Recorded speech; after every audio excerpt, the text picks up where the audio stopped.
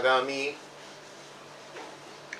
26 अगस्त की श्री राधाष्टमी है। श्री राधा जी प्रकट हुई थी रावल ग्राम में। उस विषय में अनेक प्रश्न आए हैं। सभी प्रश्नों का, कुछ प्रश्नों का तो समाधान व्यक्तिगत रूप से कर दिया है, लेकिन फिर भी बहुत प्रश्न हैं। तो यह सभी के लिए यह एक वीडियो प्रस्तुत कर रहा हूँ राधा रानी की कृपा से। इसमें सभी प्रश्नों का समाधान सभी को मिल जाएगा। बहुत से लोग ऐसे भी होते हैं जिनके मन में प्रश्न पैदा ही नहीं होते हैं, तो उनको भी इस विषय में जितना मैं जानता हूँ, हर विषय में, हर कार्य में, हर पूजा में, हर अर्चना में बहुत सारे मत हैं, बहुत सारे मतांतर हैं। मैं जो कह रहा हूँ, मुझे अब तक जो पता चला है, जो मैंने अब तक सीख लिया है, वह बता रहा हूँ। इसके अलावा भी बहुत सारे मत हैं, हो सकते हैं। तो आप यदि कहीं गुरु आश्रित हैं, आपको कोई और मत अच्छा लगता है, तो कंफ्यूज ना हो, आप उस मत को मान लें। हाँ, आपको कुछ पता ही नहीं है तो आप इस मत के अनुसार चल लें, अन्यथा जो मत से आप चल रहे हैं आप उस हिसाब से चलें। हमारे ठाकुर बड़े दयालु हैं, बड़े कृपालु हैं। वो इन सब चीज़ों पर ज़्यादा ध्यान नहीं देते हैं। वो भाव, प्रेम आपके हृदय को देखते हैं। हृदय से कुछ भी आप करें, आपका स्वीकार होता है। मेरे साथ मेरे सुपुत्र श्री हिमांक कृष्ण नांगिया हैं, राधे राधे, जो आए हुए प्रश्नों को पूछेंगे और मैं यथामति उनका समाधान करता जाऊंगा। जय श्री राधे, जय निताई। हाँ हेमांग जी, पूछिए प्रश्न। हाँ जी, पहला प्रश्न है कि श्री राधाष्टमी कब है? राधाष्टमी 26 अगस्त को है, संभवतः बुधवार है। और बरसाना में प्रातः अभिषेक होगा, सब घरों में भी अभिषेक होगा और आनंद होगा। वृंदावन में प्रतिवर्ष यहाँ सवारी निकलती थी रात्रि में, वो कोरोना के कारण नहीं निकलेगी।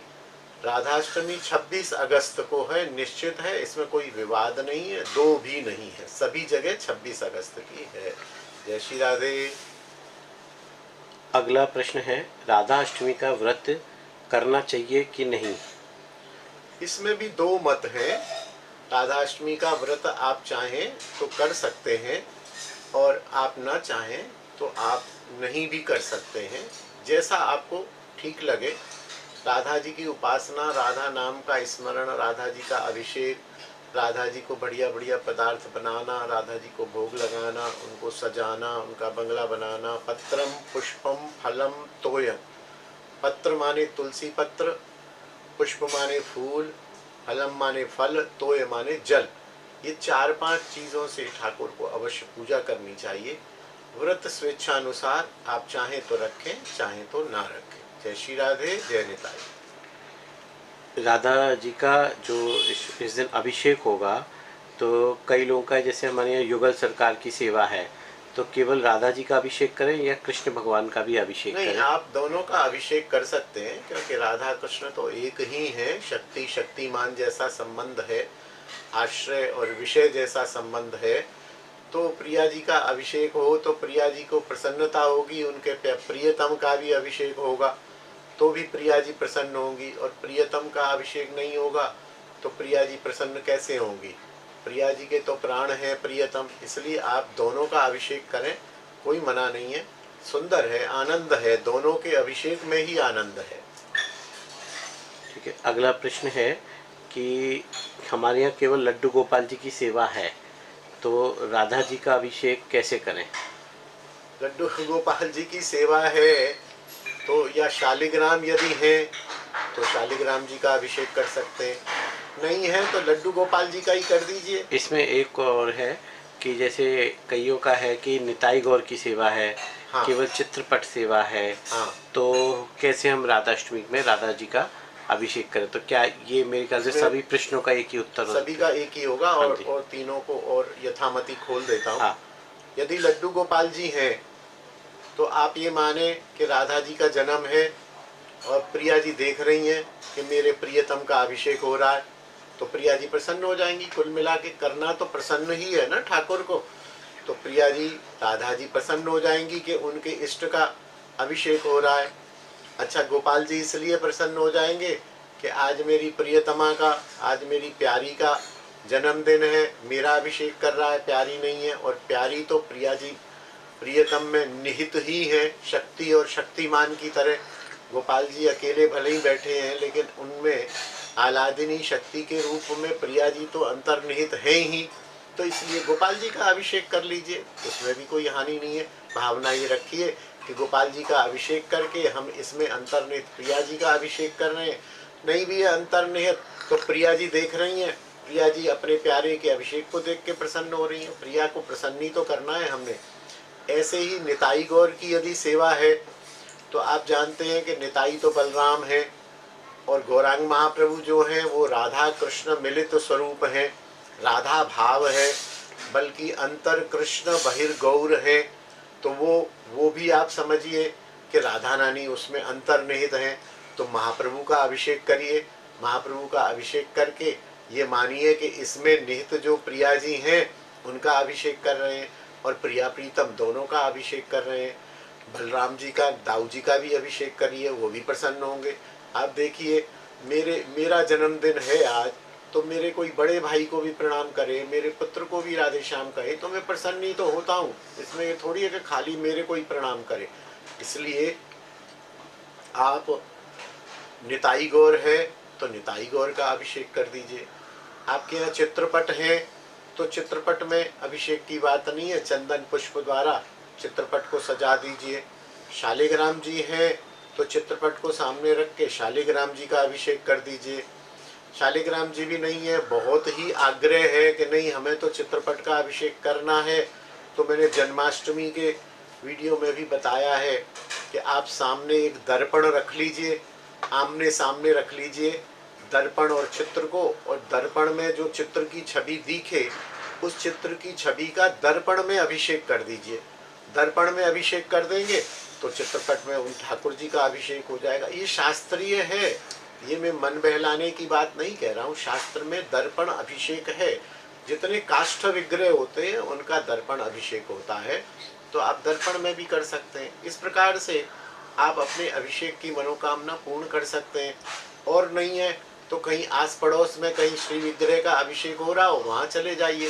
मंदिर तो आजकल बंद है, लेकिन जहाँ मंदिर खुले हैं अभिषेक के दर्शन कर लीजिए। मोबाइल पर अभिषेक के दर्शन कर लीजिए, टीवी पर अभिषेक के दर्शन कर लीजिए। तो ऐसा सब अभिषेक के दर्शन करना, अभिषेक का स्मरण करना, अभिषेक में सहायता करना, इस सबसे आनंद होगा। प्रिया जी को भी होगा और आपको भी ऐसा लगेगा कि आपकी भी इसमें पार्टिसिपेशन हो गया। जय श्री राधे, जय निताई। राधाष्टमी व्रत जो करे उसकी क्या विधि है? राधाष्टमी व्रत की भी भैया जी अनेक विधियां हैं। सुबह अभिषेक होगा और अभिषेक का जल ले लें, दोपहर तक व्रत रख लें, पूरा दिन व्रत रख लें, निर्जला रख लें, फल पर रख लें। अरे जैसे आपका चलता हो वैसा कर लें। कुल मिला के तो है प्रिया जी का स्मरण करना, प्रिया जी की उसका बाट जो होना। और वैष्णव तो देखो वैसे ही बहुत सादा खाता है। आप यदि राजसिक खाते हैं, तामसिक खाते हैं, तो आज के दिन भैया राजसिक तामसिक मत खाइए, प्याज मत खाइए, उल्टा सीधा मत खाइए, डबल रोटी मत खाइए, ब्रेड मत खाइए।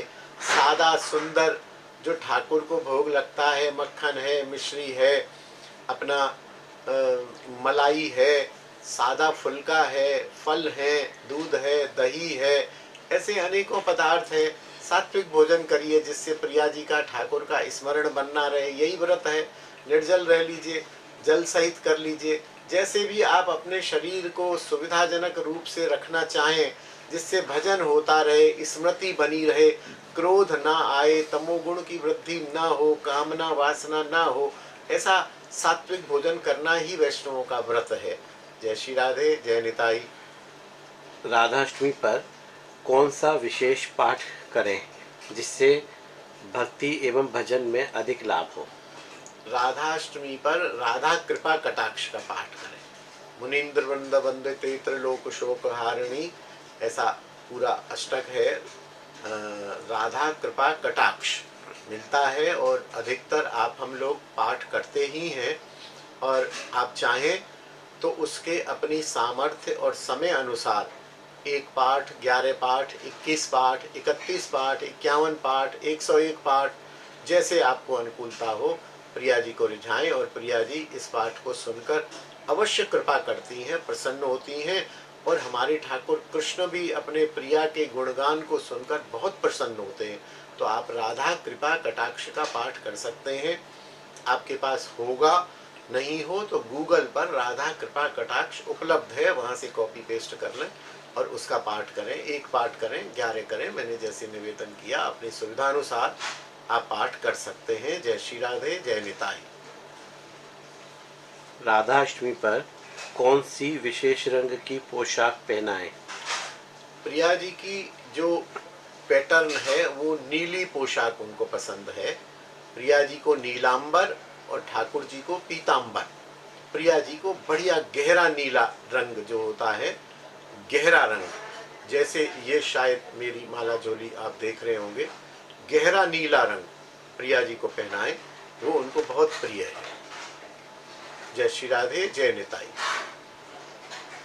अभिषेक जो करना है उसको अभिषेक का जो पंचामृत है वह बनाने की विधि क्या है? अभिषेक की विधि वही है, घी बहुत थोड़ा सा आधा चम्मच घी, और उसके बाद आ गया शहद 1-2 चम्मच, फिर उसके बाद आ गया दही 2-4 चम्मच, 2-3 चम्मच, उसके बाद आ गया दूध 1 गिलास, और बूरा 1-2 चम्मच। इसका हालांकि एक विधि सी है, लेकिन वो ठीक है, वो पालन हो जाए तो ठीक है, नहीं तो ये पंचामृत बनता है जिसमें घी, दही और शहद, दूध और बूरा।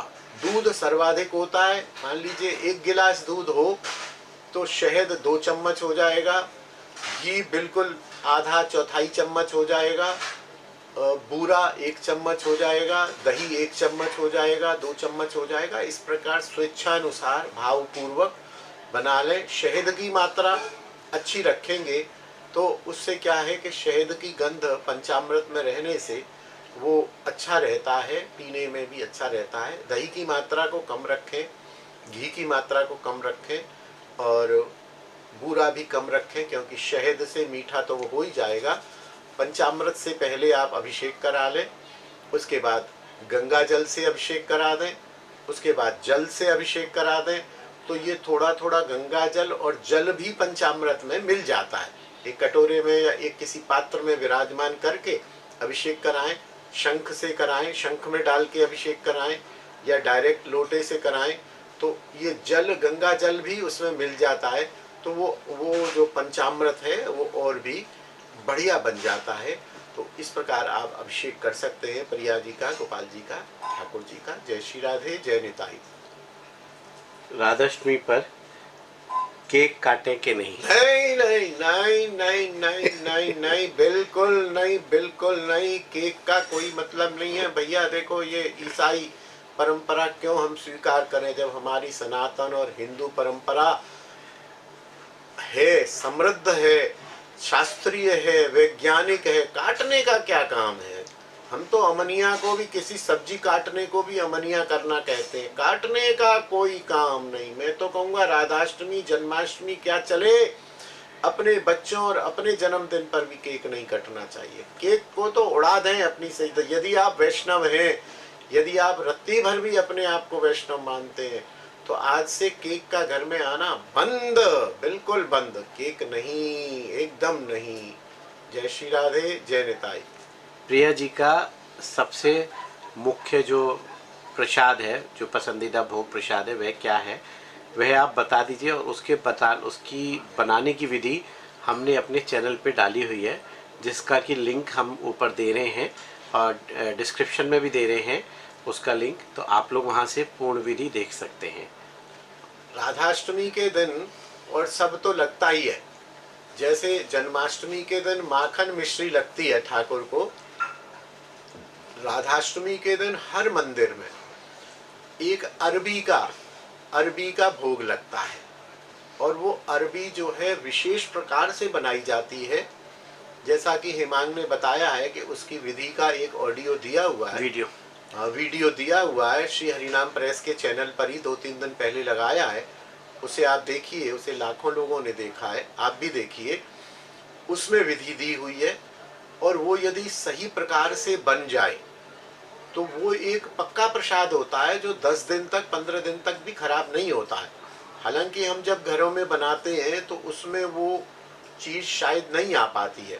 वृंदावन में जो विशिष्ट हलवाई हैं वो उसे 3 दिन पहले से बनाना शुरू करते हैं, उसको दही में डालते हैं, फिर घी में उबालते हैं, फिर जाने क्या क्या उसका प्रोसेस करते हैं कि अरबी का जो एक सब्जी तत्व है वो खत्म होके जैसे फल और ड्राई फ्रूट हो जाता है ना, वो ड्राई अरबी हो जाती है। जैसे सेब, जैसे किशमिश है, वो अंगूर का ही सूखा रूप है। जैसे वो खुरमानी आती है तो आलू उसका क्या बोलते हैं उसको, जो एक फल है उसका ही सूखा हुआ रूप है। तो अरबी के इतने ट्रीटमेंट करते हैं कि अरबी सब्जी से सूखी अरबी जैसी बन जाती है, ड्राई फ्रूट जैसी बन जाती है। तो उसका बनाते हैं, वो बहुत स्वादिष्ट होता है, और प्रिया जी को विशेष रूप से वो भोग लगता है। बरसाने में लगता है कि नहीं मैं नहीं जानता हूँ, लेकिन वृंदावन के हर मंदिर में प्रिया जी को अरबी का भोग लगता है, और शॉर्टेज रहती है उसकी, मिलता नहीं है, पहले से ऑर्डर बुक करा दिया जाता है, और बहुत महंगा मिलता है, उसमें देशी घी में बनता है। तो आप भी उस विधि को देखिए, और हो सके तो किलो आधी किलो अरबी जैसी बने वैसी बना के ठाकुर को भोग लगाइए और वितरण कीजिए। और पक्की बन जाए, यदि वो ड्राई हो जाए पूरी तरह से अंदर से, तो वो तो 10 दिन रखा रहे तो भी खराब नहीं होगा, उसे स्नैक्स की तरह से प्रयोग किया जा सकता है। परम सात्विक है, परम स्वादिष्ट है। प्रिया जी को भोग लगाइए। अंतिम प्रश्न है, श्री राधा जी की छठी कब है? प्रिया जी की जो छठी है वह कब है? कब है? 31 को है। ये देखिए पंचांग है मेरे पास, ब्रज के व्रतोत्सव आपको दिख रहा होगा। ये प्रिया जी का छठी उत्सव 31 अगस्त और सोमवार को है। ये दिन जो है 1 2 3 4 5 छठा दिन है, तो छठी उत्सव सोमवार को है, त्रयोदशी है उस दिन, और 31 अगस्त को है।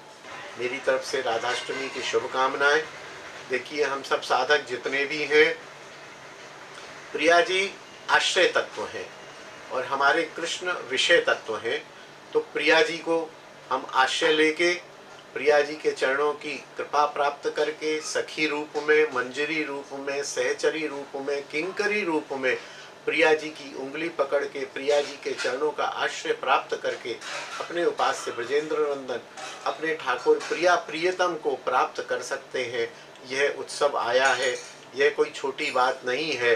प्रिया जी का जन्मोत्सव है, और प्रिया जी के जन्म की कथाएं ललित माधव नाटक एक ग्रंथ है, उसमें बड़े विस्तार से है। आप ललित माधव नाटक हरिनाम प्रेस द्वारा प्रकाशित है, उससे पढ़ सकते हैं। गर्ग संहिता में भी प्रिया जी के जन्म का वृत्तांत है। ये प्रिया जी और पार्वती जी और जानकी जी, ये तीनों ही दिव्य हैं, अयोनिजा हैं, तो इनको आप देख सकते हैं। जय श्री राधे, जय निताई, राधाष्टमी की प्रणाम, शुभकामनाएं।